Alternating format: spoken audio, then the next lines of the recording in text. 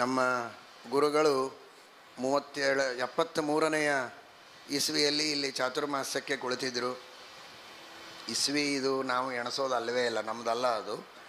ಆದರೂ ಕೂಡ ಬಹಳಷ್ಟು ಜನ ಸಜ್ಜನರು ಅದನ್ನು ಬಳಸ್ತಾರೆ ಅಂತ ಅವರ ಬಾಯಿಯಲ್ಲಿ ಬಂದದ್ದಕ್ಕೆ ಅದು ಪವಿತ್ರ ಅಂತ ಭಾವಿಸಿ 73ರಲ್ಲಿ ಕುಳಿತು ಮಧ್ಯದಲ್ಲಿರುವ ಒಂದು ನಾಡಿ, ಈ ಕಡೆಗೆ 36, ಈ ಕಡೆಗೆ 36, 72, ಹೀಗಾಗಿ ದೇಹದೊಳಗೆ 72,000 ನಾಡಿಗಳಿವೆ. ಪ್ರಧಾನವಾಗಿ ಒಂದು, ಆಮೇಲೆ ಈ ಕಡೆಗೆ 36, ಆ ಕಡೆಗೆ 36, ಒಂದೊಂದಕ್ಕೆ ಮತ್ತೆ 1000, ಒಟ್ಟು 36,000 ಬಲಭಾಗಕ್ಕೆ, 36,000 ಎಡಭಾಗಕ್ಕೆ, 72,000 ಮಧ್ಯದಲ್ಲಿ ಒಂದು, 73. ಹೀಗೆ ಆ ದೇಹದೊಳಗಿರುವಂತಹ 72,000 ನಾಡಿಗಳು ಒಂದು ಪ್ರಧಾನ ನಾಡಿಯಲ್ಲಿ ಅಂತರ್ಯಾಮಿಯಾದ ಭಗವಂತನ ಚಿಂತನವನ್ನು ನೀವು ಮಾಡಬೇಕು ಅಂತ ತಿಳಿಸುವುದಕ್ಕೆ ಗುರುಗಳು 73ನೆಯ ಇಸ್ವಿಯಲ್ಲಿ ಇಲ್ಲಿ ಚಾತುರ್ಮಾಸ್ಯಕ್ಕೆ ಕುಳಿತು. ಚಿಂತನ ಬರಬೇಕು ಅಂದರೆ ಚಿಂತೆ ಮಾಡಿದರೆ ಚಿಂತನ ಬರೋದಿಲ್ಲ, ಶಾಸ್ತ್ರ ಓದಿದರೆ ಚಿಂತನ ಮಾಡಲಿಕ್ಕೆ ಬರ್ತದೆ ಎನ್ನುವ ದೃಷ್ಟಿಯಲ್ಲಿ 73 ತಿರುಗಿಸಿದರೆ 37 ಶ್ರೀಮದ್ ಆಚಾರ್ಯರ ಗ್ರಂಥಗಳನ್ನು ನೀವು ಚೆನ್ನಾಗಿ ಅಧ್ಯಯನ ಮಾಡಿ ಅಂತ ಆದೇಶವನ್ನು ಎಲ್ಲರಿಗೆ ಕೊಟ್ಟಿದ್ದಾರೆ.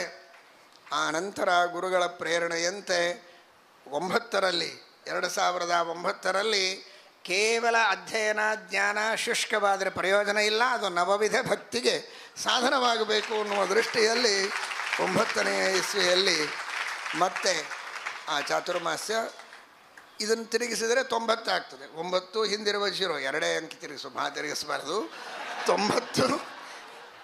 90 ದೇವತೆಗಳು, ಆ 90 ದೇವತೆಗಳನ್ನು ಚಕ್ರನ್ನ ವೃತ್ತಂ ವ್ಯತೀಂ ರವಿ ವಿಪತ್, ಆ 90 ದೇವತೆಗಳಿಗೆ ನಿಯಾಮಕನಾದ ಪರಮಾತ್ಮ ಅವನ ವಿಶೇಷ ಅನುಗ್ರಹ, ಆ 90 ದೇವತೆಗಳ ಅನುಗ್ರಹ ನಮ್ಮ ಮೇಲೆ ಆಗತ್ತೆ ಎನ್ನುವುದನ್ನು ಸೂಚನೆ ಕೊಡಿಸಿದ್ದಾರೆ ಗುರುಗಳು.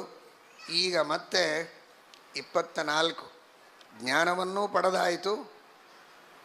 ಈ ಕಡೆಗೆ 37 ಗ್ರಂಥಗಳಿಂದ ಜ್ಞಾನ, ನವವಿಧ ಭಕ್ತಿ ಮಾಡಿದರೆ ಏನಾಗಬೇಕು? ಪರಮಾತ್ಮ ಸಂತುಷ್ಟನಾಗಿ 24 ರೂಪಗಳಿಂದ ಕೇಶವಾದಿ ಚತುರ್ವಿಂಶತಿ ಮೂರ್ತಿಯಾಗಿ ನಿಮ್ಮೆಲ್ಲರಿಗೆ ವಿಶೇಷವಾಗಿ ಪ್ರತ್ಯಕ್ಷವಾಗಿ ದರ್ಶನವನ್ನು ಕೊಡ್ತಾನೆ, ವಿಶೇಷವಾಗಿ ಎಲ್ಲರಿಗೆ ಅನುಗ್ರಹವನ್ನು ಮಾಡ್ತಾನೆ ಎನ್ನುವ ದೃಷ್ಟಿಯಲ್ಲಿ 24ನೆಯ ಇಸ್ವಿಯಲ್ಲಿ ಮತ್ತೆ ನಾವು ಚಾತುರ್ಮಾಸ್ಯವನ್ನು ಮಾಡ್ತಾ ಇದ್ದೇವೆ. ತಿರುಗಿಸಿದರೆ 42 ಸಂಖ್ಯೆಯಲ್ಲಿ ನಾವು 42ನೇದವರು ಶ್ರೀಮದ್ ಆಚಾರ್ಯರಿಂದ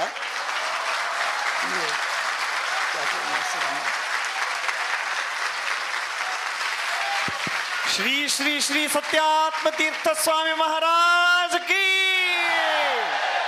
ಉತ್ತರಾದಿ ಮಠಾಧೀಶರಿಗೆ. ಇಂತಹ ಚಾತುರ್ಮಾಸ್ಯದ ಈ ಒಂದು ಕಾರ್ಯಕ್ರಮದ ಶೋಭೆ ವಿಶೇಷವಾಗಿ ಈ ಶೋಭೆಯ ವರ್ಧನ ಮಾಡುವುದಕ್ಕೆ ವೇದವರ್ಧನ ತೀರ್ಥರು ಇಲ್ಲಿ ಬಂದದ್ದು ಬಹಳ ನಮಗೆ ಸಂತೋಷದ ಸಂಗತಿ. ನಮ್ಮ ಪರಮೇಷ್ಠಿ ಗುರುಗಳಾದ ಶ್ರೀಮತ್ ಸತ್ಯಜ್ಞಾನ ತೀರ್ಥ ಶ್ರೀಪಾದಂಗಳವರಿಂದಲೂ ಇರುವಂತಹ ಸಂಬಂಧ, ಇನ್ನೂ ಪ್ರಾಚೀನವಾದ ಸಂಬಂಧ. ಅಂತಹ ಇವರ ಪರಮಗುರುಗಳು, ಅವರ ಕಾಲದಿಂದಲೂ ಆ ಸಂಬಂಧ ಇದೆ. ನಮ್ಮ ಗುರುಗಳ ಕಾಲದಲ್ಲಿಯೂ ಕೂಡ ಇವರ ಗುರುಗಳು ಅನೇಕ ಕಡೆಗೆ ಚಾತುರ್ಮಾಸ್ಯವನ್ನು ಮಾಡಿದ್ದುಂಟು. ಆ ಒಂದು ಸವಿ ನೆನಪಿಗಾಗಿ ಇಲ್ಲಿ ಬರಬೇಕು, ಪರ್ಯಾಯ ಸಂಚಾರದ ನಿಮಿತ್ತವಾಗಿ ಅವಶ್ಯವಾಗಿ ಮುಂಬೈ ಮಹಾನಗರದಲ್ಲಿ ಬಂದು ಚಾತುರ್ಮಾಸ್ಯವನ್ನು ಮಾಡಬೇಕು ಅಂತ ಪ್ರೀತಿಯಿಂದ ಅಭಿಮಾನದಿಂದ ನಾವು ಆಮಂತ್ರಣವನ್ನು ಕೊಟ್ಟಿದ್ದೇವೆ. ಆಚಾರ್ಯರು ಅತ್ಯಂತ ಭಕ್ತಿ ಶ್ರದ್ಧೆಗಳಿಂದ ಅವರಿಗೆ ಆಮಂತ್ರಣವನ್ನು ನೀಡಿದಾಗ ಸಂತೋಷದಿಂದ ಅದನ್ನು ಒಪ್ಪಿಕೊಂಡು ತಮಗೆ ಬೇಕಾದಷ್ಟು ಕಾರ್ಯಭಾರ ಇದ್ದರೂ ಕೂಡ ಇಲ್ಲಿ ಬಂದು ಚಾತುರ್ಮಾಸ್ಯವನ್ನು ಮಾಡಿ ಶ್ರೀಮದ್ ಆಚಾರ್ಯಕರಾರ್ಚಿತವಾದ ವಿಠ್ಠಲದೇವರ ದರ್ಶನವನ್ನು ಎಲ್ಲರಿಗೂ ಮಾಡಿಸಿ ವಿಶೇಷವಾಗಿ ತಮ್ಮ ಸಾಧನೆಯನ್ನು ಮಾಡ್ತಾ, ಶ್ರೀಕೃಷ್ಣ ಪರಮಾತ್ಮನ ಪರ್ಯಾಯ ಪೂಜೆ ಅಂದರೆ ಬಹಳ ದೊಡ್ಡದಾದಂತಹ ಸೇವೆ.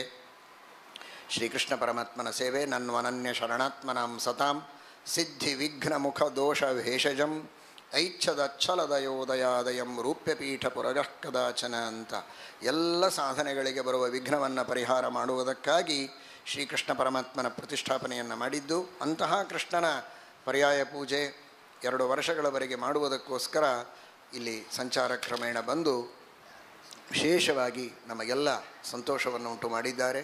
ಅವರಿಗೂ ಹೃತ್ಪೂರ್ವಕವಾದ ಅಭಿನಂದನೆಗಳನ್ನು ಈ ಸಂದರ್ಭದಲ್ಲಿ ತಿಳಿಸ್ತೇವೆ. ಇದೀಗ ಹೇಳಿದ